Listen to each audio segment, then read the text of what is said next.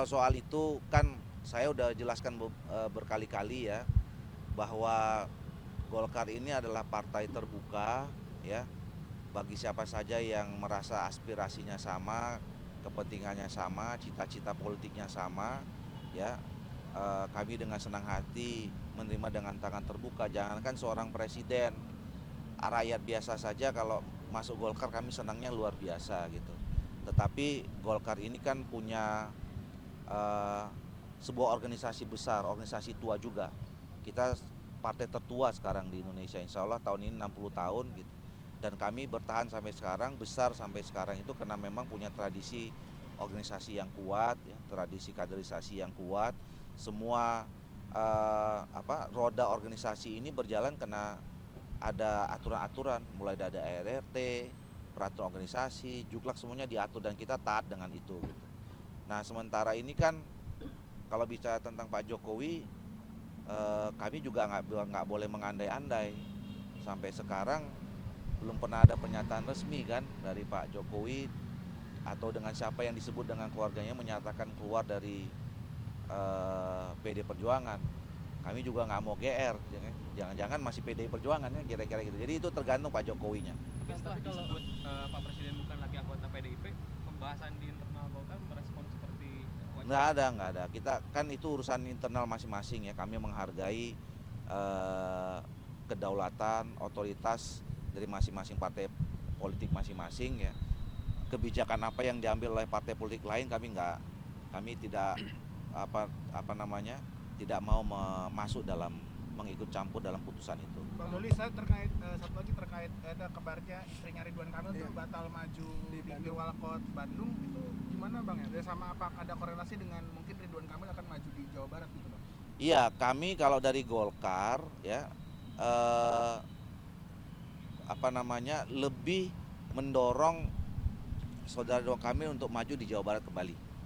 Ya, dengan segala perhitungan kami secara politik dan juga untuk kepentingan pembangunan di Jawa Barat, mungkin Pak Ridwan Kamil lebih relevan, lebih bermanfaat, lebih berguna untuk masyarakat Jawa Barat. Nah, soal Ibu Atalia ya, ini kan kemarin kita juga memberikan alternatif. Alternatif itu karena memang juga aspirasi dari bawah ya, dari masyarakat Kota Bandung yang juga banyak menyuarakan supaya Ibu Atalia itu maju, dan ini sebelum pileg. Nah, dan saudara-saudara tahu kami kan kemarin juga dalam menghadapi pileg itu memberikan surat tugas kepada orang-orang yang berpotensi untuk maju di pilkada. Agenda mereka, tugas mereka berdasarkan surat tugas itu adalah untuk membantu agenda Partai Golkar baik pileg maupun pilpres. Nah, alhamdulillah Ibu Atalia itu menjalankan tugas itu dengan baik. Di dapil itu Bu Atalia itu mendapatkan kursi DPR RI, malah menambah jadi 2 kursi dan suaranya juga tinggi 180-190 ribu. Jadi artinya aspirasi yang disampaikan oleh masyarakat Kota Bandung itu nggak salah, bahwa memang Ibu Atalia cukup populer dan elektabilitasnya cukup baik pada saat di pileg.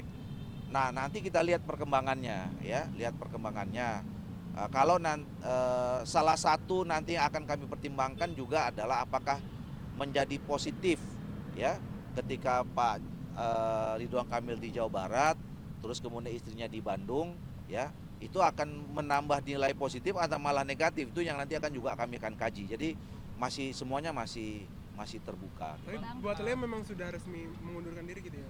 Siapa? Bu Atalia. Dari maju Pilwalkot Bandung gitu Bang. Belum. Nah, apalagi yang nanti juga salah satu yang dipertimbangkan adalah Ibu Atalia kan sudah ngikut DPR RI. Jadi kalau dia maju jadi wali kota itu harus mundur.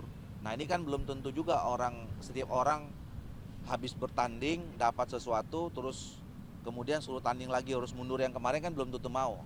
Itu juga salah satu pertimbangannya nanti. Mengenai kubu non pendukung Pak Prabowo yang bergabung ke Pak Prabowo, Golkar melihatnya sejauh ini seperti apa Pak?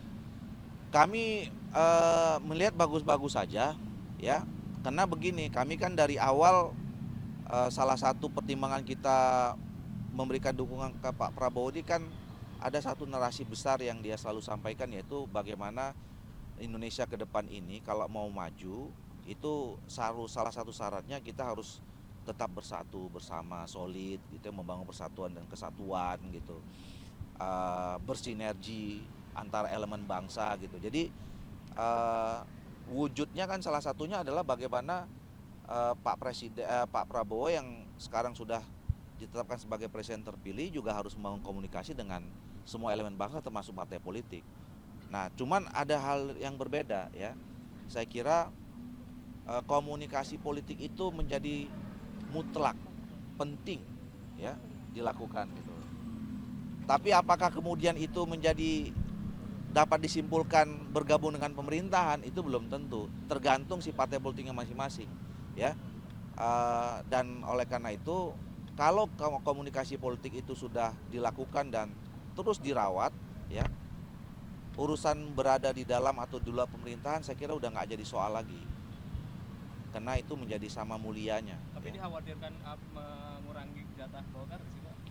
Kalau soal kabinet, komposisi kabinet itu ke hak prerogatifnya Pak Prabowo.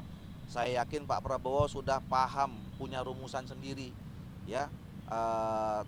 Siapa-siapa saja, dari mana saja, berapa banyak dari mana saja partai politiknya gitu.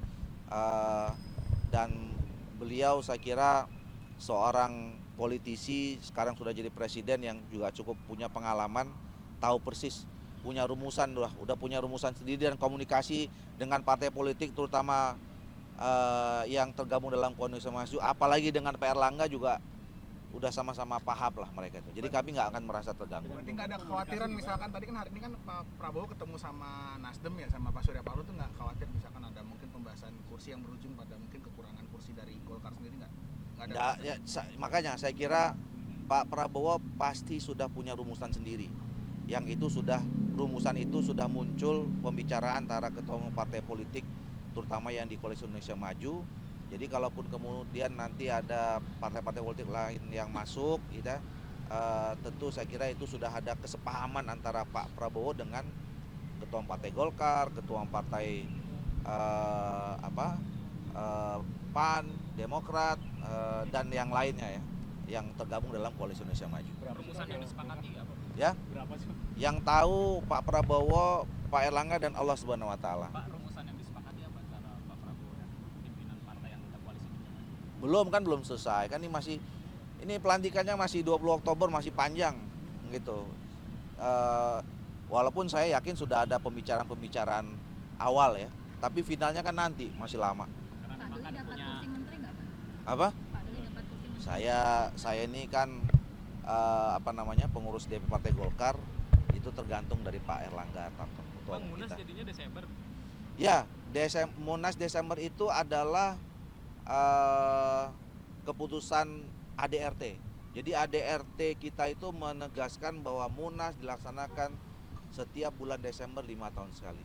Jadi itu perintahnya ADRT Desember itu. Perihal ini Pak, tingkat besaran dari masing-masing suara pileg Hah? partai Koalisi Indonesia Maju akan menjadi salah satu instrumen perhitungan dari bagi-bagi kursi menteri itu Pak di setiap Koalisi Indonesia Maju. Ya itu yang tadi saya katakan, salah satu rumusan yang juga mungkin sudah dibicarakan antara Pak Prabowo dengan pimpinan Koalisi Indonesia Maju, mungkin mempertimbangkan salah satunya soal itu. Suara pileg itu tadi Pak ya. Ya, oke.